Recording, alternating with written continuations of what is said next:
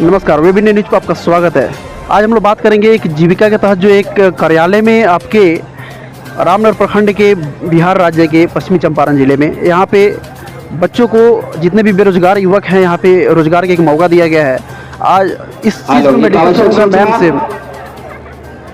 Ma'am सबसे पहले नमस्कार, मैंने मेनी कंग्रेचुलेसन्स फॉर यहाँ पे कार्यालय को ये करने के लिए, जीविका को लेकर के एक इस क्षेत्र ट्राइबल एरिया को लेकर के, मतलब थोड़ा सा बच्चों को लेकर के, बेरोजगारी को लेकर के, आपको समस्या को लेकर के यहाँ पे आने के लिए। जीविका का जो उद्देश्य है वही है कि हर घर में रोजगार हो। मैम सबसे पहले आपको परिचय से मैं रूबरू होना चाहता हूँ और मैं दर्शकों को दिखाना चाहता हूँ। मेरा नाम रत्ना प्रिया है और मैं प्रखंड परियोजना प्रबंधक हूँ जीविका में। और ये 18 पंचायत में जो भी जीविका से संबंधित कार्य होते हैं वो मेरी देखरेख में होते हैं। और हमारा उद्देश्य ही यही है कि हर घर में रोजगार हो। इसी को सफल बनाने के लिए हमने आज रामनगर में एक रोजगार मेला का आयोजन किया है। यहाँ पे केवल ग्रामीण क्षेत्र के नहीं, शहरी क्षेत्र के लोगों को भी बुलाया गया है। और जो भी युवक और युवती पढ़ाई करके अपने घरों में बैठे हैं वो यहाँ चाहें तो यहाँ ऑन स्पॉट जॉब ले सकते हैं। साथ ही यहाँ पे कुछ हमारी PIAs हैं जो ट्रेनिंग देने के बाद प्लेसमेंट देंगी, स्किल डेवलपमेंट करके, और फिर उसके बाद उनको जॉब मिलेगा। तो जो भी इच्छुक लोग हैं उन्हें जॉब ज़रूर मिलेगा, ये हमारी कोशिश है। बहुत बहुत धन्यवाद मैम। मैम ये पूछना चाहता हूँ, जैसे कि जितने भी युवा रोजगार और यहाँ पे रोजगार लेने के लिए आए हुए हैं, क्या ऐसा लगता है कि आप को इतना युवाओं को बेरोजगार देखते हुए आपको क्या अनुभव महसूस हो रहा है कि इतने सारे युवाएं हमारे क्षेत्र में और रामनगर प्रखंड के अंतर्गत इतने सारे युवाएं आते रहते हैं? हालांकि कुछ ऐसे बच्चे होंगे जो किसी और प्रखंड के भी होंगे, तो इस बेरोजगारी को लेकर आप क्या कहना चाहेंगे? देखिए, बेरोजगारी तो एक बहुत बड़ी समस्या है ही।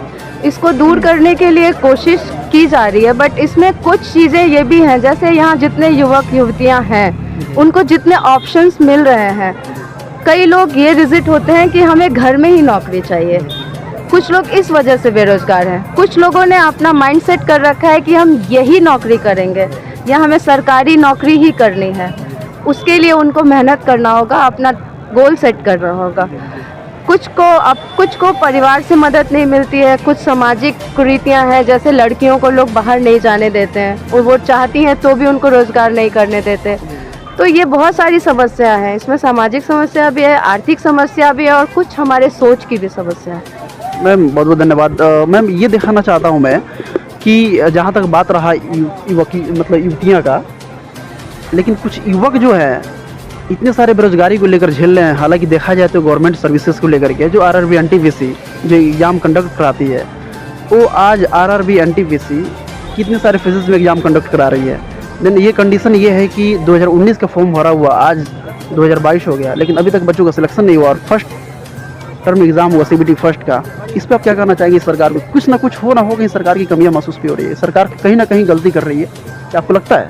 देखिए, यहाँ हम सरकार पे तो कोई कमेंट कर नहीं सकते हैं, क्योंकि हम जो भी कर रहे हैं उनके सहयोग से ही कर रहे हैं। तो ये अगर कोई भी समस्या है तो आप सरकार तक पहुँचाएंगे तो ज़रूर वो उसका निदान करेंगे। बिल्कुल नहीं, आप जो युवकियों को लेकर के आप बातचीत की है, मैं उनके विषय को लेकर मैं डिस्कस कर रहा हूँ। जैसे कुछ बच्चियाँ ऐसे हैं जिनको माइंड सेट हो गया कि वो घर पे बैठ करके अपना ये जॉब करेंगी।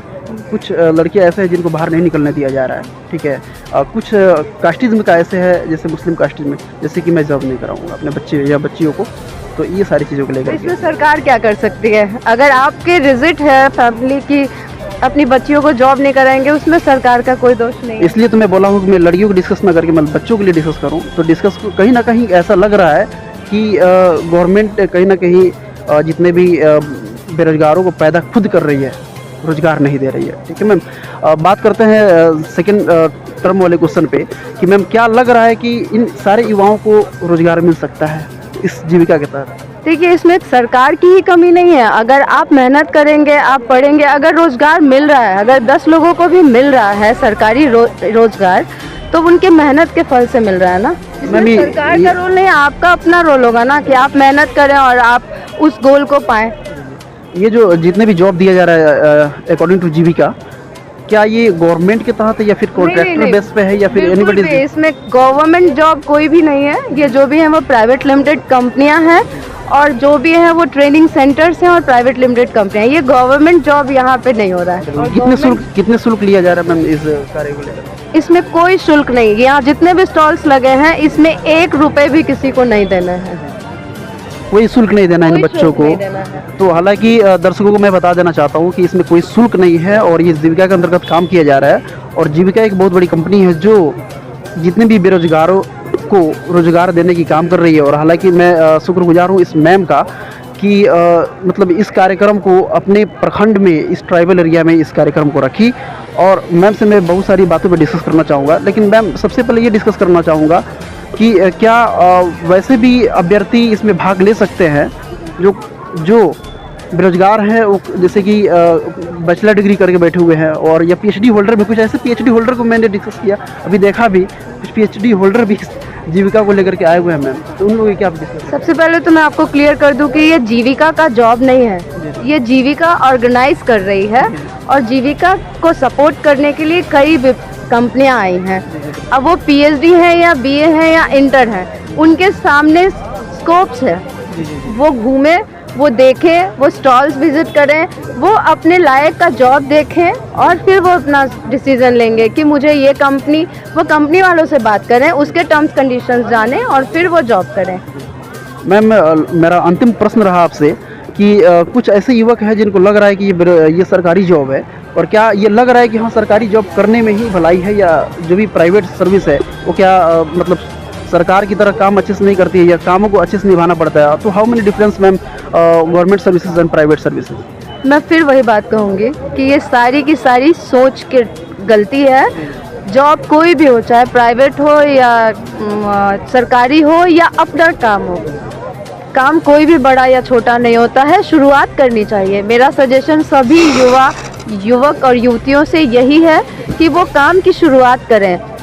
और काम कोई भी छोटा या बड़ा नहीं होता। अगर एक ठेला चला के भी कोई अपना जीविकोपार्जन कर रहा है, अगर बकरी पाल के भी अपना कोई जीविकोपार्जन कर रहा है, वो कमा रहा है, वो अपनी जीविका चला रहा है, ये बहुत बड़ी बात है। मुझे लगता है ये सोच हर किसी को नहीं रखनी चाहिए कि करेंगे तो यही करेंगे। अगर उनमें कैपेबल है तो वो सरकारी नौकरी करें, और अगर नहीं है तो प्राइवेट जॉब्स एक से एक बड़ी कंपनियां हैं।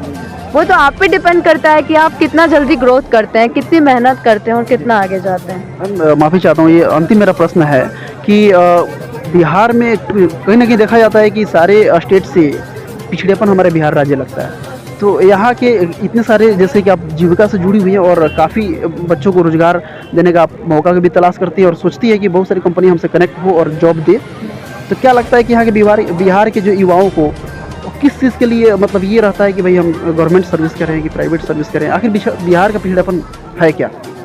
मुझे लगता है आप बिहार को अंडर एस्टिमेट कर रहे हैं, क्योंकि बिहार हर क्षेत्र में आगे है। स्टूडेंट आप आईएएस देखो, आईपीएस देखो, बॉर्डर पे देखो, हर जगह है। और मैं भी सालों बाहर रही हूँ, मुझे नहीं लगता है कि हम बहुत पिछड़े हैं। हम सोच से पिछड़ जाते हैं।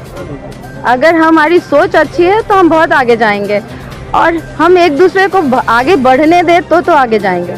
बिल्कुल, बहुत बहुत धन्यवाद मैम। से मैं ये जानना चाहता था कि क्या कॉमन है कि अदर स्टेट में कि लगता है कि हाँ बिहार वालों को या बिहार के जितने भी जनता है या जितने भी लोग हैं और जितने भी रोजगार एंड बेरोजगार हैं, उनको ये दिमाग में सेट हुआ होता है कि नहीं बिहार बहुत ज़्यादा पिछड़ापन। हालांकि मैं बता दूं कि मैम ने बहुत अच्छे से डिस्क्राइब किया इस बातों को कि नहीं, बिहार में एक से एक आईएएस और आईपीएस जो भी निकलता है यूपीएससी एग्ज़ाम कंडक्ट करके, वो बिहार से ही युवक होते हैं। और कोई भी इंसान छोटा या बड़ा नहीं होता, अपनी सोच छोटा और बड़ा होता है। तो अपनी सोचों को बढ़ाइए और आगे किसी भी जॉब में कोई भी कंपनी आप ज्वाइन करिए, तभी बिहार हमारा आगे बढ़ेगा। बने रहिए वेब इंडिया न्यूज़ के साथ। धन्यवाद, नमस्कार।